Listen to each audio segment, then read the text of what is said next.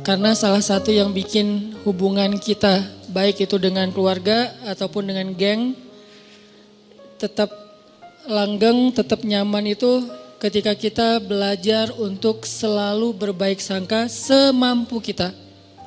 Fattaqullaha mastata'tum. Jadi ada level orang yang bisa berbaik sangka tuh level haqqa tuqatih. Kan ayatnya 2 ya. Ayat yang di Ali Imran, ittaqullaha haqqa tuqatih. Kalau ittaqullah itu kita breakdown, kan takwa itu variannya tuh banyak banget.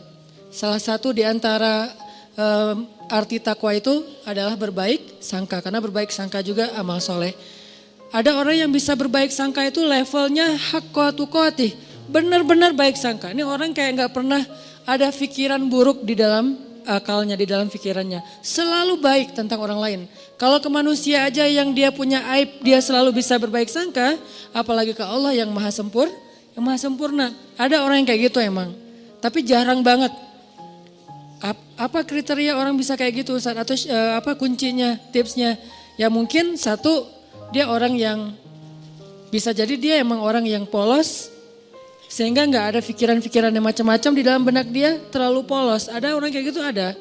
Kadang-kadang kita cemburu gitu ya sama orang yang terlalu polos.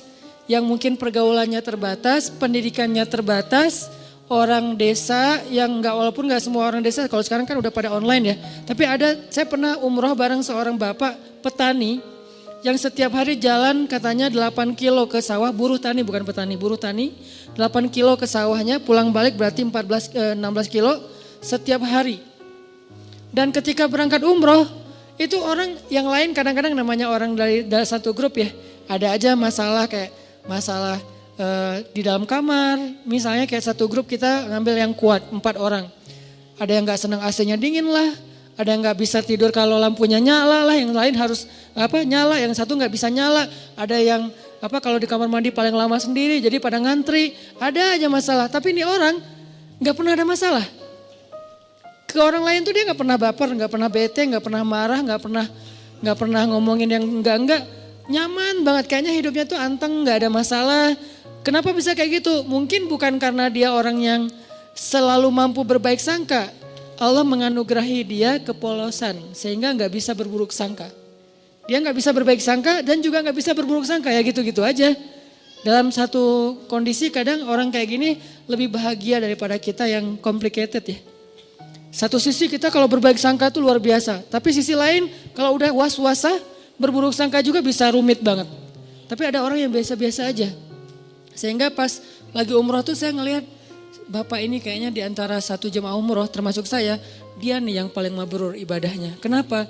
Jangan lihat mabrurnya ibadah itu atau solehnya seseorang itu dari yang tadi sunnah doang.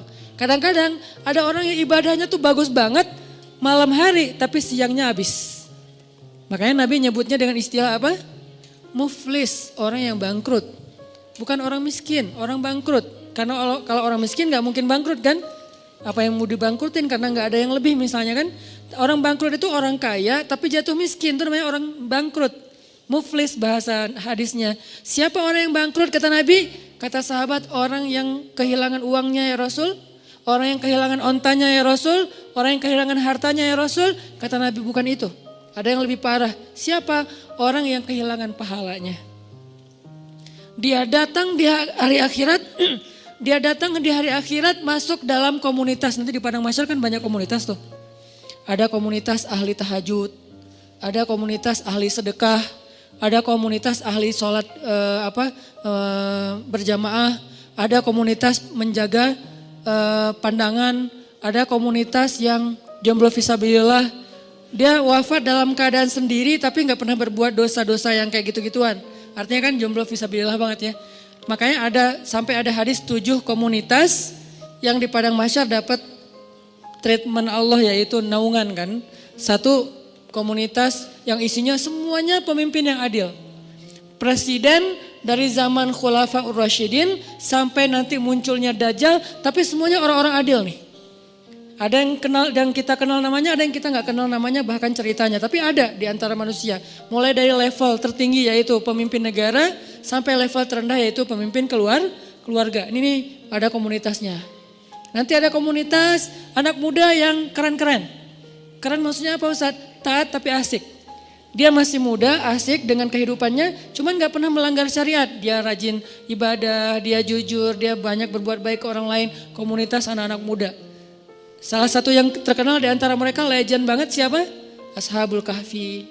Yang lain nanti pemimpin-pemimpin mereka yang barisan paling depan ada Nabi Yahya, Nabi Isa, Yusuf, apalagi kalau di golongan sahabat Hasan, Husain. Ini nih anak-anak muda yang keren-keren nih. Mereka punya komunitas. Nah nanti ada juga komunitas yang ahli ibadah. Cuman ketika dihisap oleh Allah mereka jalan berkomunitas karena mereka digolongkan sesuai dengan amal yang dominan. Yasdurun nasu ashtatan. Manusia yasdur akan dikelompokkan ashtatan berkelompok-kelompok sesuai dengan liyuro a'malahum, sesuai dengan amalnya. Jadi kalau datang ahli Quran itu ketahuan, wah hebat ya mereka ahli Quran gitu. Ketahuan dari mana? Mereka akan diberikan kendaraan cahaya. Kemudian dijemput langsung dari tempat mereka dibangkitkan, dari kuburnya dijemput oleh malaikat.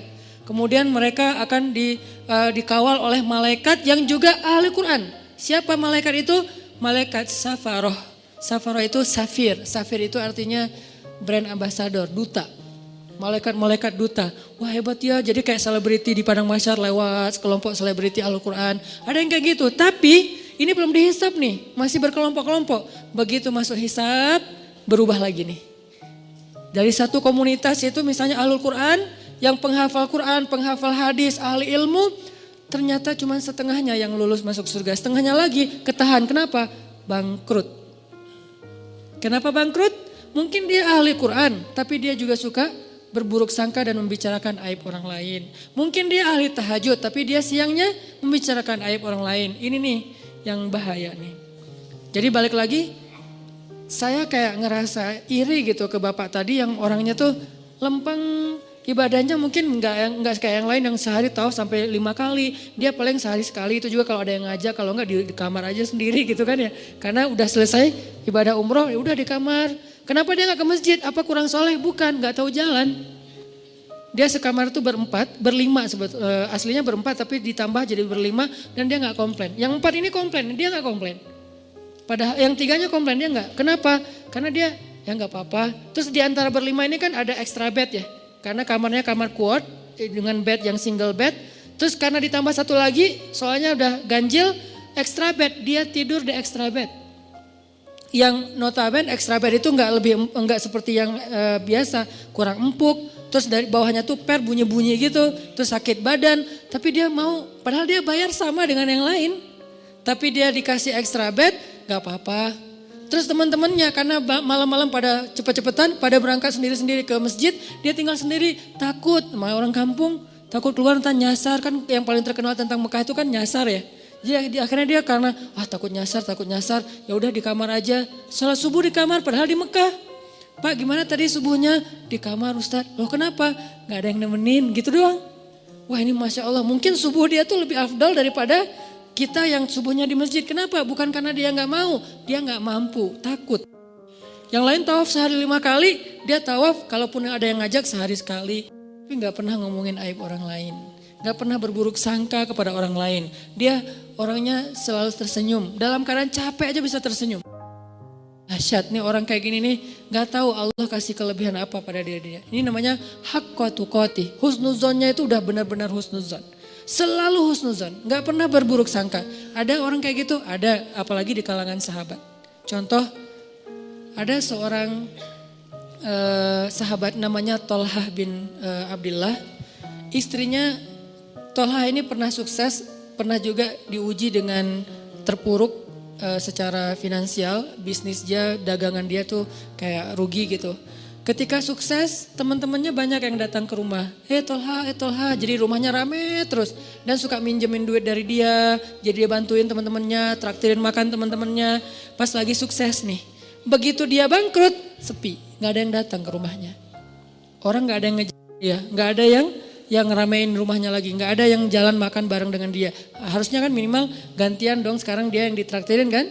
Akhirnya istrinya secara manusiawi normal bilang gini, Tolha, tuh lihat teman-teman kamu sekarang. Ketahuan kan siapa yang sejati, siapa yang enggak.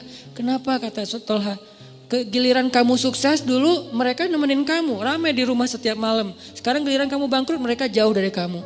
Kata Tolha, enggak, sebaliknya. Mereka itu teman-teman yang baik. Mana sisi baiknya?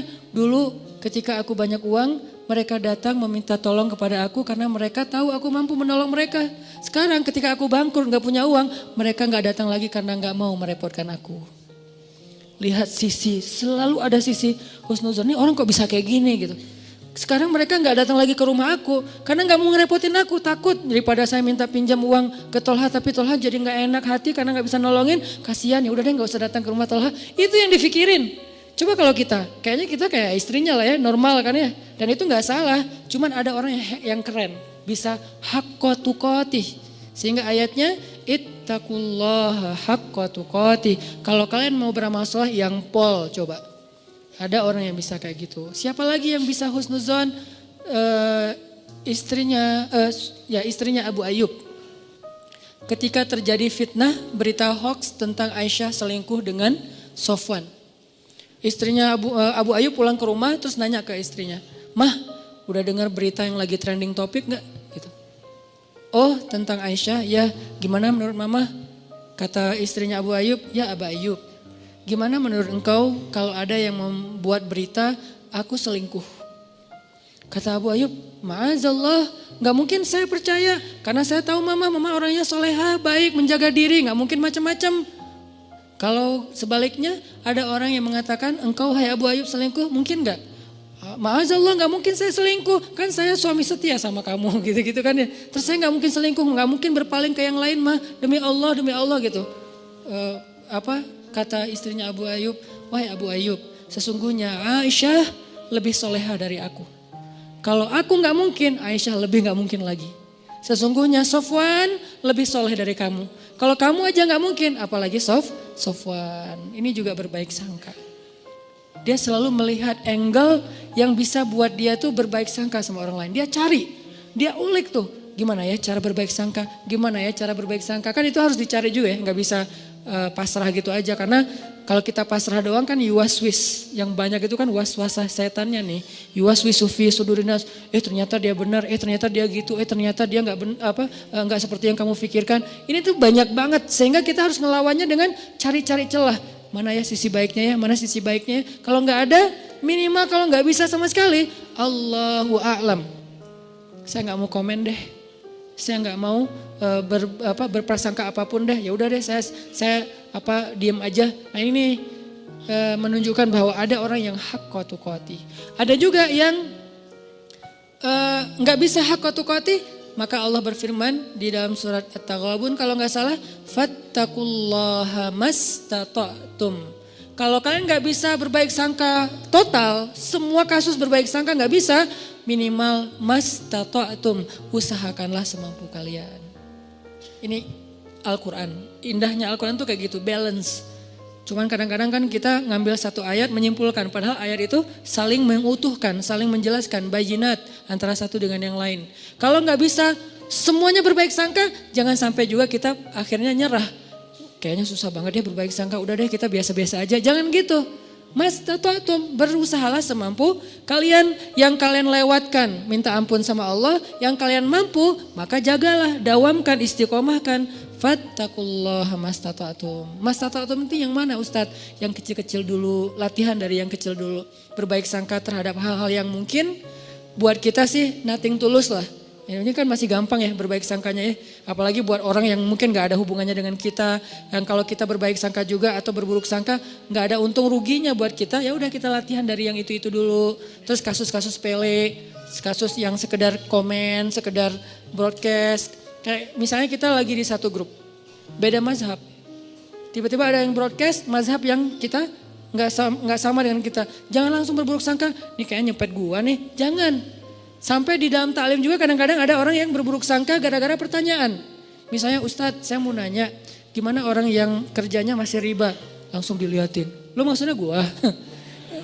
Jangan, karena dia nggak kenal kita dan dia juga nggak tahu. Mungkin dia nanya, memang dia pengen tahu jawabannya. Tapi jangan juga sengaja kita nanya buat menjatuhkan teman kita yang baru belajar. Kayak misalnya dia baru datang, hijabnya belum sempurna. Kita lihat tuh, wah ini ada bahan pertanyaan nih. Pas sesi tanya jawab, Ustadz, apa hukumnya masuk masjid? Hijabnya masih kelihatan kayak orang di sebelah. Nah ini nih. Atau kalau nggak bilang pun sampai bikin dia nggak nyaman gitu. Yang jelas saling apa ya? Yang satu menjaga lisan, menjaga sikap, yang satu lagi menjaga pikiran dan perasaan.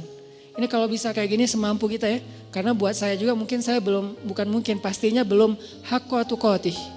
Jangankan keluar, ke rumah aja, ke keluarga aja belum bisa hakqa tuqatih. Tapi baru mastata'tum, masih ikhtiar, masih proses, masih belajar. Dan saya juga belajar. Jangan berpikir, oh Ustaz udah sempurna banget ya, hebat ya. Enggak sama sekali. Yang sempurna di antara manusia cuman Rasulullah SAW. Sisanya lebih. Kemudian kurang dikit, makin kesini tuh makin lemah nih. Sahabat idealnya udah di atas rata-rata. Tabiin di bawah sahabat sedikit tapi di atas kita. Tabiin di bawah tabiin tapi di atas kita. Makin kesini tuh makin ya tahu dirilah. Artinya kita bukan siapa-siapa. Lagian orang bertakwa itu bukan berarti gak pernah berbuat dosa. Ini juga satu celah untuk berbaik sangka teman-teman. Ketika teman-teman punya teman baru atau teman yang udah baru hijrah atau yang udah soleh, jangan mengkultuskan dia harus benar segala hal. Ini bahaya nih. Kalau kita menganggap orang soleh ahli ibadah itu gak boleh salah, kita akan kecewa dengan semua orang. Kenapa? Gak ada orang kayak gitu setelah Rasulullah SAW wafat. Gak ada orang yang gak pernah buat salah. Toh Nabi aja yang sempurna kadang berbuat keliru walaupun bukan salah. Nabi gak pernah berbuat dosa, Nabi tidak berbuat kesalahan, maksum tapi keliru, ya. Bahkan beberapa kali Nabi ditegur di Al-Quran oleh Allah. Banyak ayat, termasuk Nabi lupa bilang insya Allah, sampai akhirnya ditegur.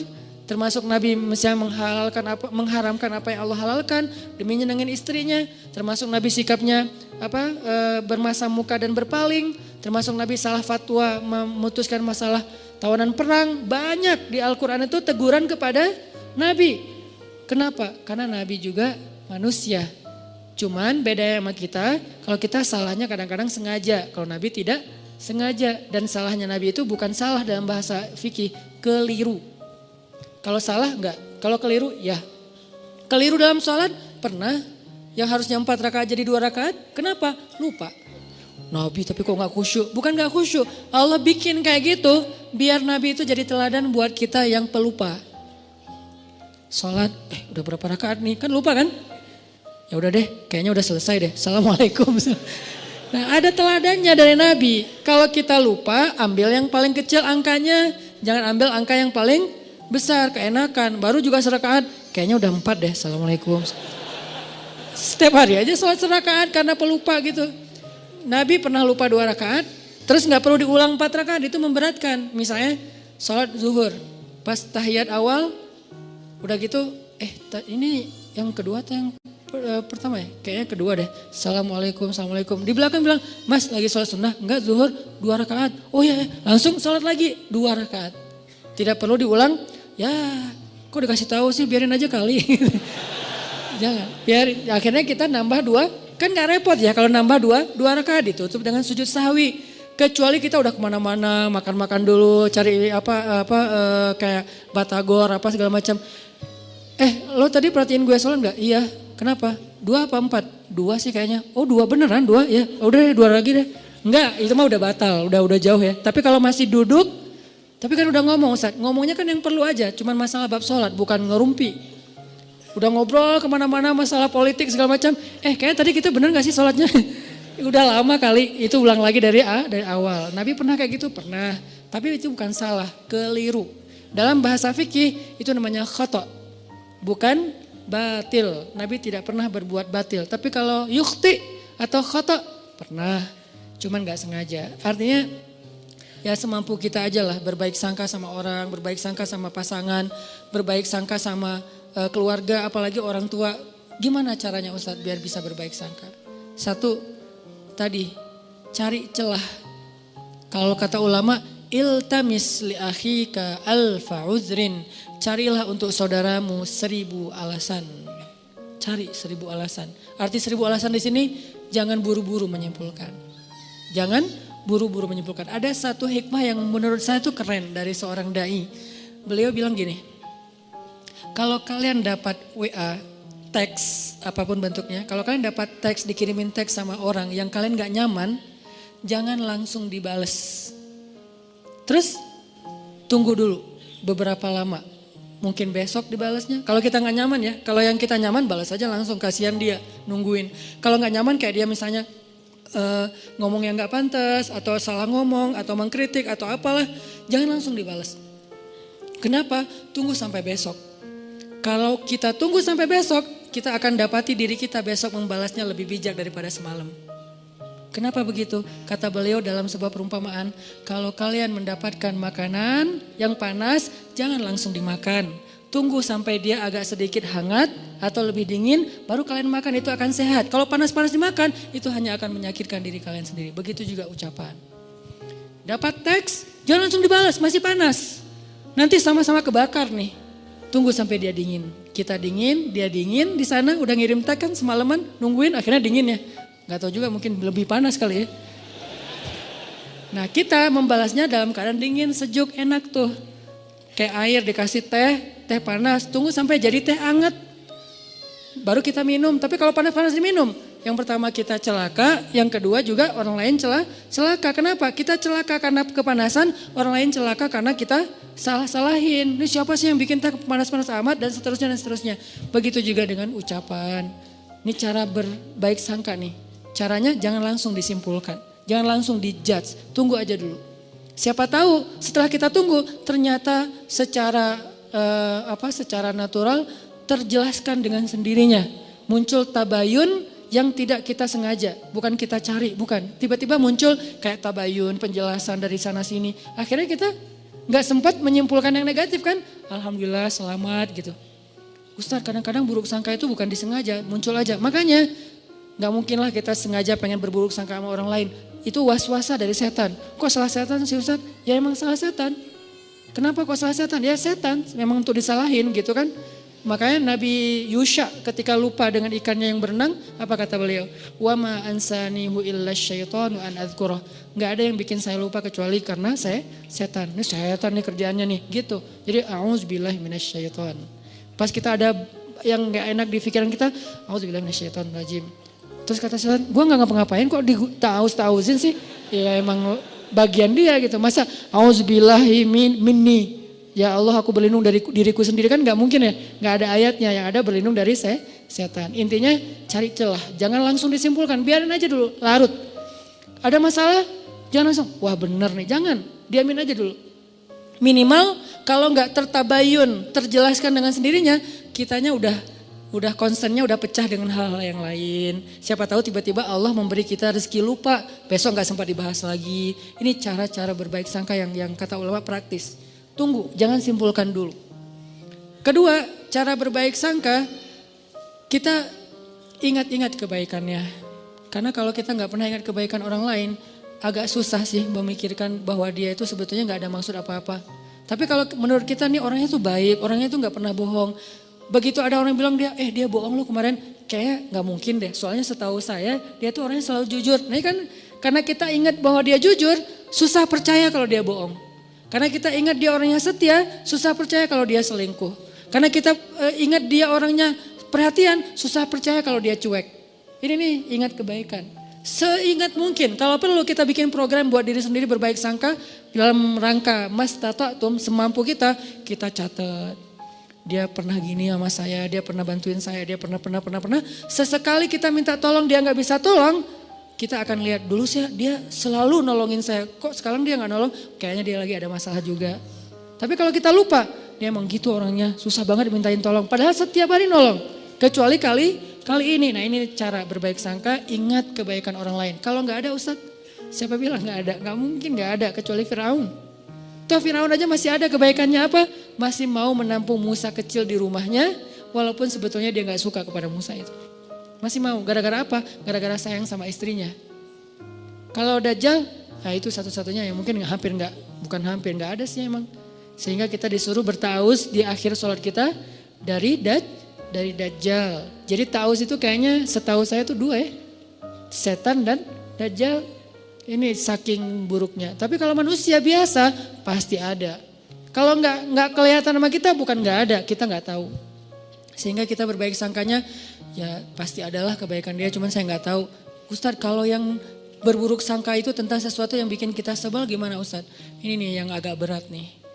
Kalau nggak ada hubungannya dengan kita kayak isu, informasi, apa yang lagi ngehit atau apa, itu mungkin buat kita sih gampang berbaik sangkanya. Tapi kalau yang bikin kita nyesek gimana Ustadz berbaik sangkanya? Sholat. Jangan berbaik sangka sama dia kalau belum mampu. Berbaik sangkalah kepada Robnya.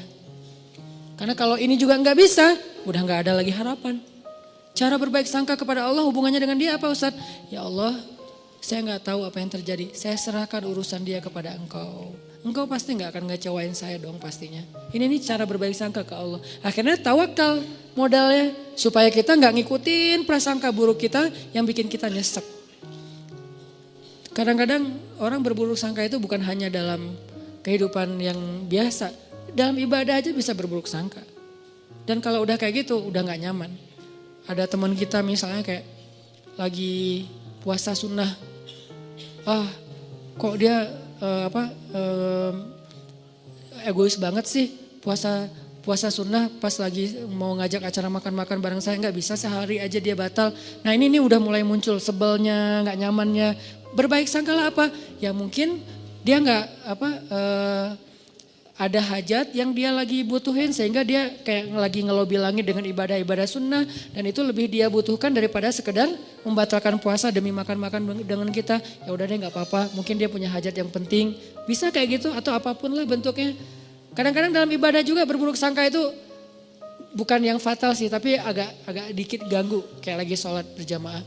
Saya pernah ngimamin kan ada ayat-ayat yang kadang-kadang kalau lagi berkesan gitu diulang-ulang ya.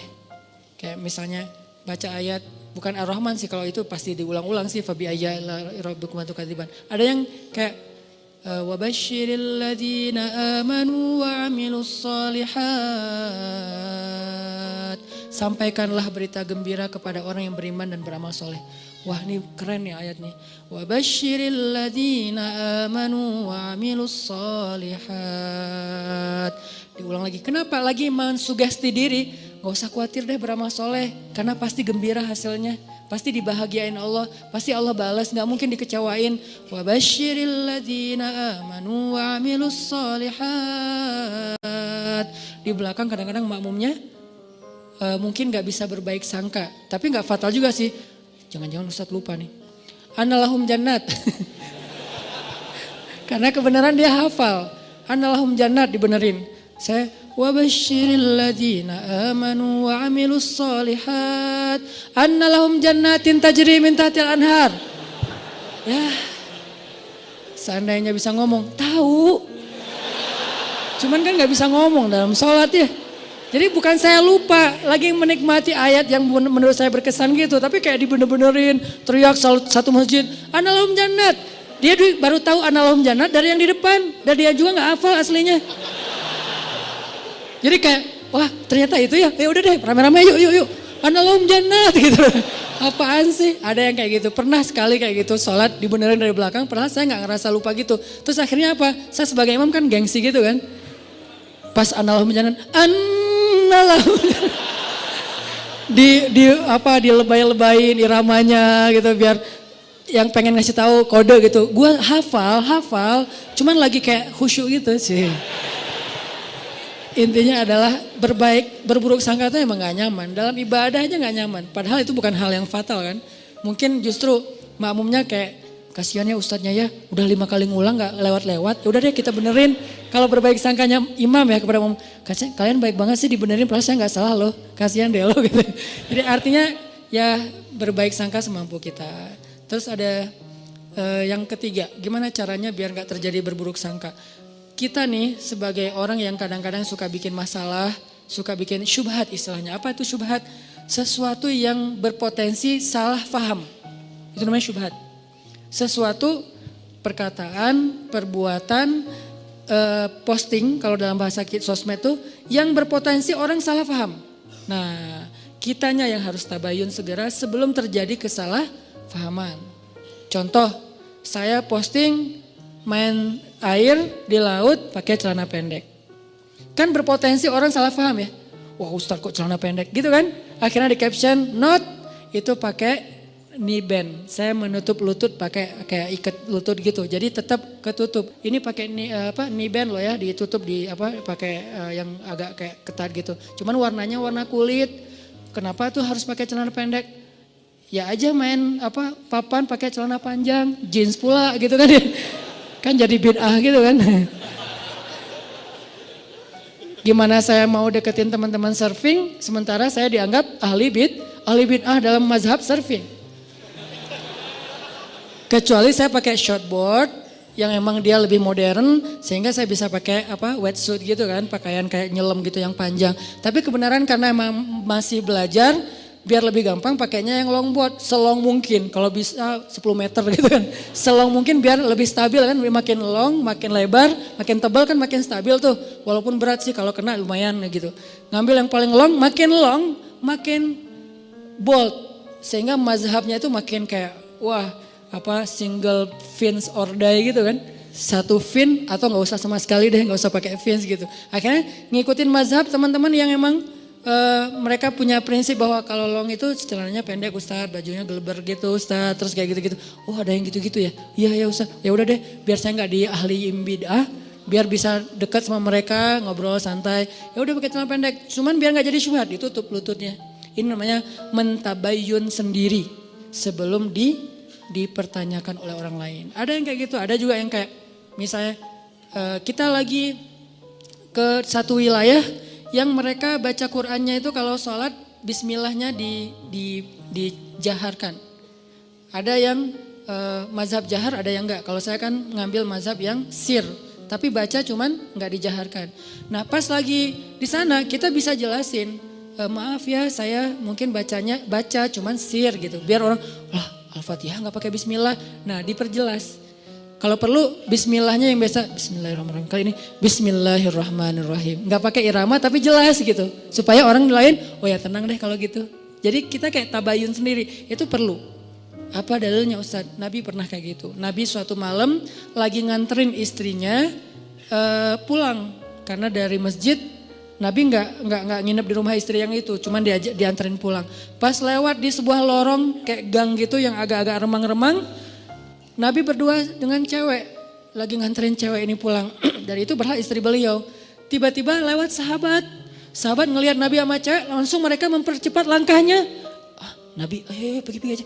Pergi aja mereka, dipanggil sama Nabi. Sebentar kata Nabi. Kenapa ya Rasulullah? Ini adalah Sofia istriku kata Nabi.